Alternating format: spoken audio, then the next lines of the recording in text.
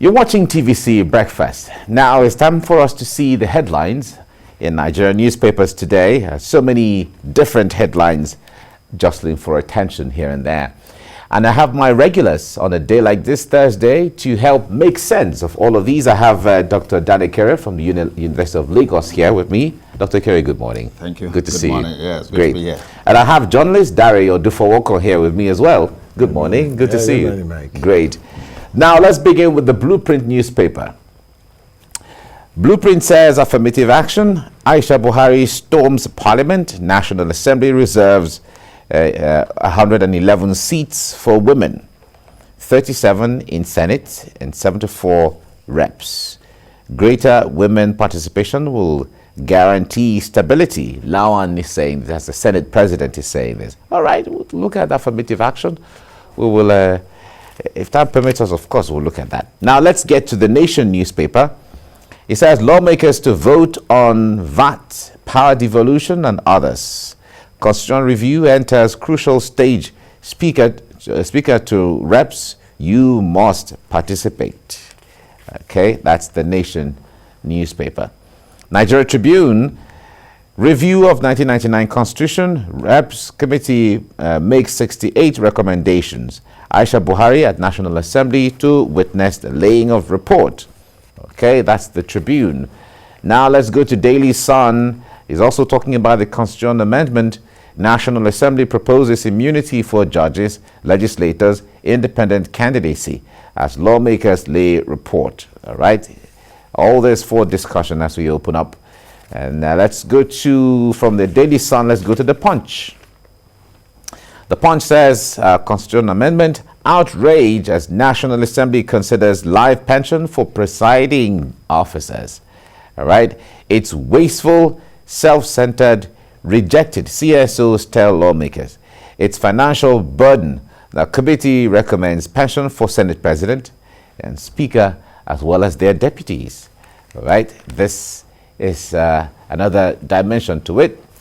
The Guardian newspaper is saying that how to restructure Nigeria by the African Development Bank President, Akinwumi Adesina, clarifies why older generation must give way to young, and Abakoba Abdullahi others unveiled next president. Okay, they put the next president in quotes there so that you know what that means. All right, that's the Guardian newspaper. From there, let's go to the Vanguard. Convention, APC governors, other stakeholders battle over party chair. Consultations, horse trading as party leaders split over North Central, Northwest. Those against convention are not giving up. Now want to dictate who becomes chairman. Source is saying this and adds that they're targeting somebody close to Buhari's most trusted minister. All right, these are all issues, political issues on the front page of the Vanguard. Daily Trust is next, and Buhari endorses Abdullahi Adamu as APC chairman. Convention to ratify nomination. Aspirants kick on this. Okay. All right, that's a fallout of all of those on the front page of the Daily Trust newspaper. And then let's go to News Direct. News Direct says 2023 elections. Buhari's aide, Ahmad, drops hint on Tinubu as a preferred presidential candidate. Buhari's aide, Ahmad, drops hint on Tinubu as preferred presidential candidate. That's what the that's what News Direct has there. From there, let's go to Leadership newspaper. As APC PDP consider southern ticket, hope of Igbo presidency dims over killings in the southeast. Hope of Igbo presidency dims over killings in the southeast. Right, that's a Leadership newspaper. Daily Times is next. Federal government moves to reduce inflation, improve economy. Federal government moves to reduce inflation, improve economy as Federal Executive Council approves 58 billion naira contracts for works the humanitarian affairs ministries. Okay, that's Daily Times. National economy is next. Airlines lament 60 billion naira loss to flight delays, cancellations. as UN denies compelling members to increase airfare. Local airlines exploiting Nigerians. Experts are saying this. All this on the front page of National Economy. National Economy. From National Economy, let's move to the Business Day. BUA Foods, Notare, UPDC on track to sell controlling shares. You know, all that in business there. Now, first news. Finally, Zamfara Assembly impeaches deputy governor. Right. Finally, Zamfara Assembly impeaches deputy governor. That's what first news has there. And the new governor has been, a new deputy governor rather, has been sworn in into office by the chief judge. This Nigeria is the last one we're looking at now. Terrorist activities were under siege. Senate Lamin says Kebbi, Zamfara, Sokoto, Kebbi badly hit. Okay, and tells federal government to declare known terrorist leaders wanted. Okay, that's this Nigeria. Okay, now let's look at the issues. There are two issues I'd like us to see here, gentlemen. The issues from some of the headlines talking about the constitutional review, as well as the affirmative action. You know, there's also a story that I'd like us to see. Now, if you look at Daily Sun and the Punch newspaper, you know, amongst some of the 68 issues that were proposed for amendment in the Constitution, some of them here that are generating a lot of reaction. The Sun says National Assembly proposes immunity for judges, legislators, independent candidacy. All right, and then the Punch says outrage as National Assembly considers life pension for presiding officers. Dari, let me start with you on this. Of course, when we're looking at the likelihood of infusing things into the Constitution, you know, amending other things or removing whatever the thing is, issues like this will come up. Yeah. But certainly, some that Nigerians will feel we shouldn't have this in the Constitution. Talk to us about this. Yeah. You just nailed it. When we talk about rejigging our constitution, we talked about 68 issues in that report. Some very germane. But therein you still find some that it will simply make Nigerians very willing to throw away the baby with the bathwater. At the time when we were talking about putting our democracy on a better footing with issues like immunity then issues like immunity for judges, for this, for that, life salary or life pension are the things we are talking about. There are more important things that we should focus on. Why should we wait for the entire 68 issues to be treated once? Why don't we pick those things that will better a lot? Things that will ensure good governance.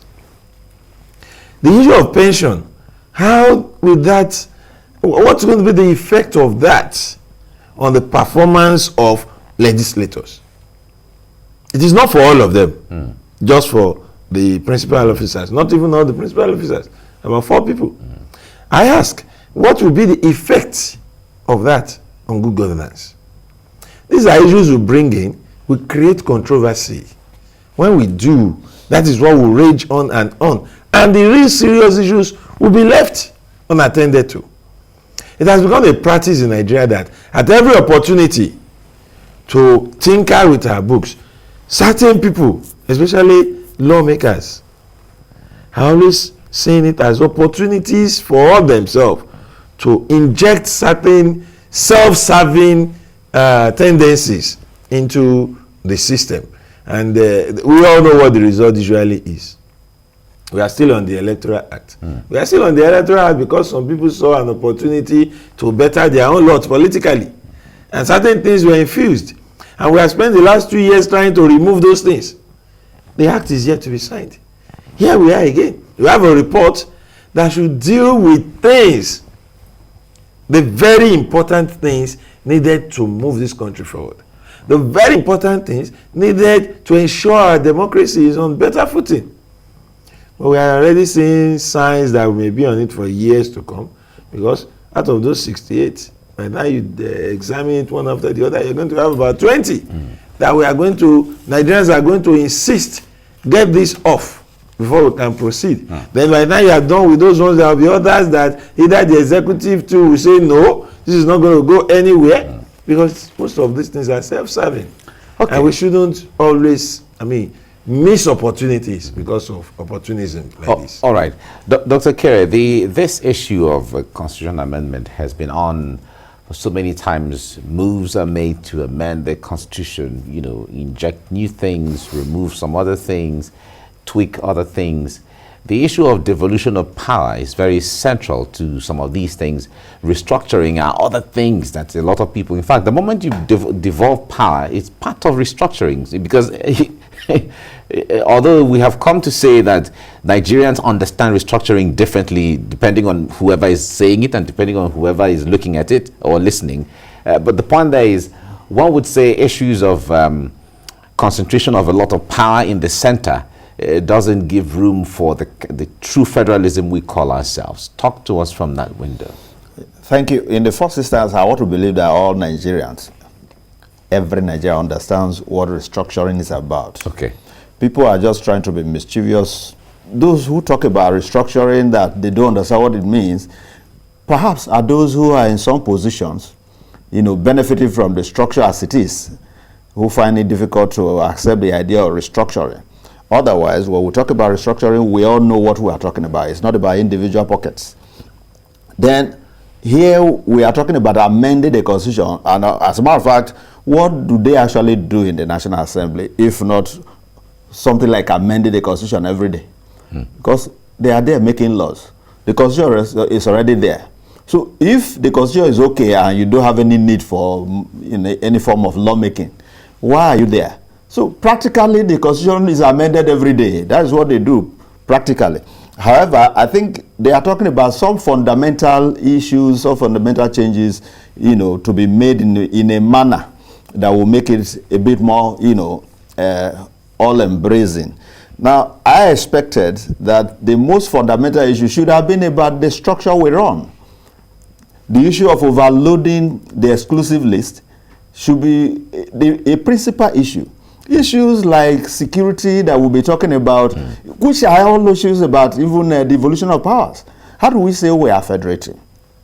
We have judiciary at state levels, but we say we cannot operate, state police and the rest of it, as if one president is a god who knows all, who is better off, who is more knowledgeable, who has a better way of doing things that can better. Because the idea, so many people have argued that, it will be abused.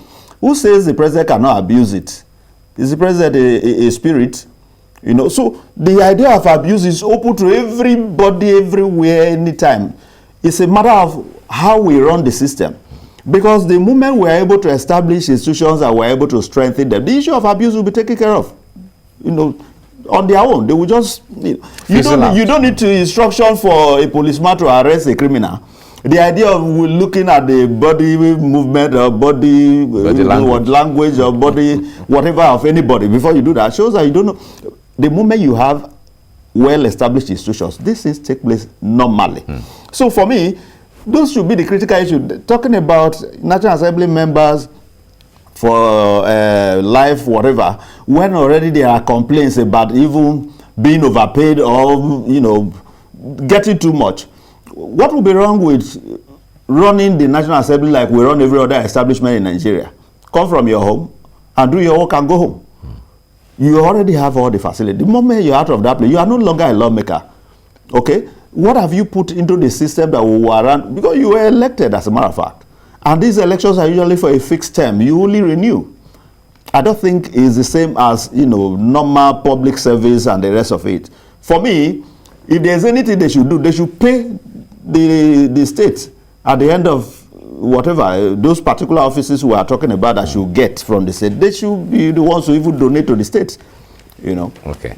All right. Now, beyond the issue, there is another amendment-related issues as well on the Constitution. The affirmative action, where since 1996, the issue of affirmative action, where after the Beijing conference became prominent, and since then, it seems this issue has come to stay, and it's a good way to look at how to get an inclusion of all of us on the table.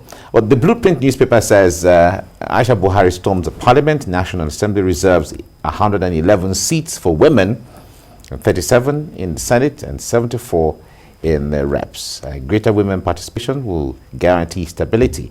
Of course, we cannot overemphasize the issue of participation of women, youth, bringing everybody on the table. But if we look at the realities of, okay, let's reserve certain seats for certain people because they're women, because they're youth, because they are from that place, because they are from this place. A lot of people will say that in itself undermines merit. Democracy. It undermines democracy. Okay. Fact. I'm a core supporter of the affirmative action. I strongly believe in the need to give more space for our women to participate in governance and politics. However, we must tread cautiously. The National Assembly is a place we send people we elect to represent us. It is not, the election is not from top down, it's from down up. So if you say you have reserved 111, I'm going to reach out to certain constituencies to ensure that so your candidate women must be a woman. It will be difficult. The entire 360-something members of the House of Reps can one day become men. It's a possibility. It is also a possibility that they can all be women. It's an open dice. It can land on any of the sides.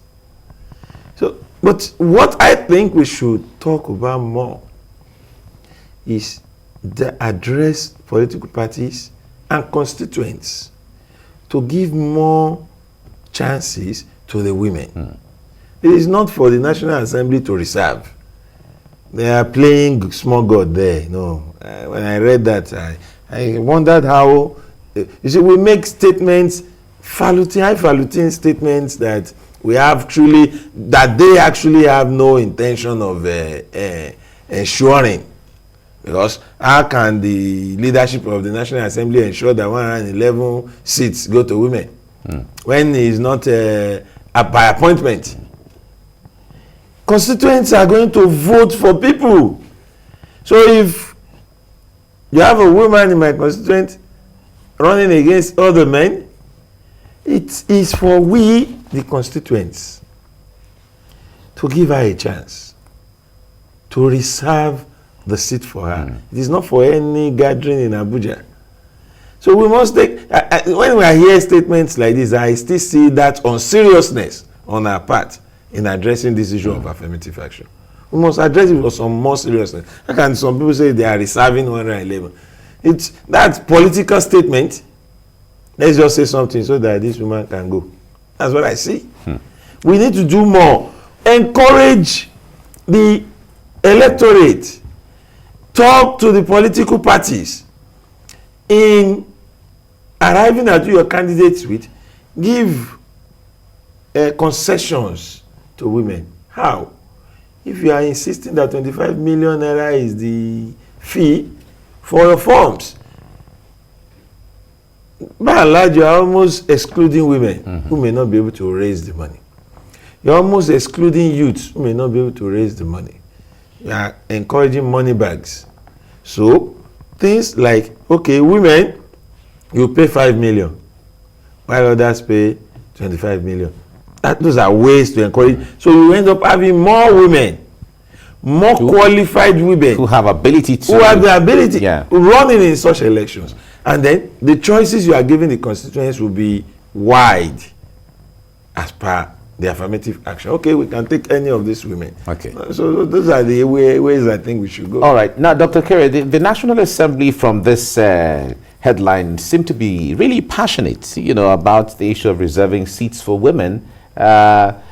However, if you look at the women currently now at the National Assembly, one would say, how strategically positioned are they? If the National Assembly is very passionate about this, okay, start from the ones within you. What roles are you giving to them, and what roles are they playing at the National Assembly? That's another major challenge. I expected that the Deputy Speaker would have been a woman. Okay. The Deputy Senate President would have been a woman, for us to know that you truly love this woman. And I'm very convinced, or I am beginning to think, that they will reserve a percentage for women in the universities. They will reserve percentage. You see, we must, except the women are equally telling us that they are second-class citizens. If they are like every other person, which they are not, and they are just like every other human being. Yeah. Show competence. There are women who defeat men. But there are women now, with the issue high we should be level of addressing competence. is those cultural issues that actually affect them, not about, reservations and the rest of it. Have we checked how many women have actually come out to contest? We should encourage them at that level. There shouldn't be any constitutional provision on that this percentage or whatever should be reserved for women. We should encourage our women. And I do know that women who have shown interest in some areas, some have actually gotten it. Surpassed it, in fact. So you find women in certain areas showing more competence than men. In some areas, you might bring them together and you discover that the woman is better. Then take the woman. It shouldn't be a case of reserve because of the issue of the sex, that this one is a woman and all. Don't rely. That is weakness on itself. Okay. That's weakness. And I know that there are competent women. Not every woman who I don't want to believe that every woman actually appreciates this idea or reserve this one for us and leave that, because it will show that at the end of the day it will go around in every area. I expect that the National Assembly by now would have demonstrated this particular show by appointing the women into those areas that are appointable. Make them Deputy Senate President. Make them Deputy Speaker of the House. Then we will know that indeed you are committed to this project. And in any case, women are normal human beings. They are influential. They are brilliant, just like every other person. So let them go to the field. Let's encourage our women. Let's not make it a constitutional issue at the end of the day that we reserve 30%. Even this issue of affirmative, whatever, I think we are just trying to borrow some from that Beijing conference as if that must determine our lifestyle. It shouldn't determine our lifestyle, as a matter of fact. It's all right. Thank you so much. Well, women have great capacity, and bringing them on board will go a long way. And like both of you have said, it is not only in reserving things for, it starts from the very basics. Give them, at the point of selling forms, what considerations are you giving to youth, to all of that, for everybody to participate? Even in education, there are so many areas where women are more than men. Women who became vice chancellors. These things were not reserved for them. It wasn't reserved. They competed with men. Honestly. And even vice chancellor in LASU, that will increase their pride. Competed with men for years. The process ran for almost 2 years. Exactly. And she women have shown capacity. They need to be proud of themselves. They shouldn't wait for this lazy approach. Right. Let's leave it here now. Odufowokan, thank you for coming on the program. Yeah. Dr. Ekere, maybe they should ensure that maybe men and women start sharing school fees. They should reserve some portion of school fees for women to pay. Well, but a lot of women are paying school fees. But a lot of women, there are women who actually pay fees. Yeah, a lot of women are paying school fees. So we should just leave it at that. Okay, so it be a constitutional issue. Yes. All right. Thank you so much, Dr. Ekere. Thank you for coming. It's always a pleasure to be here. All right.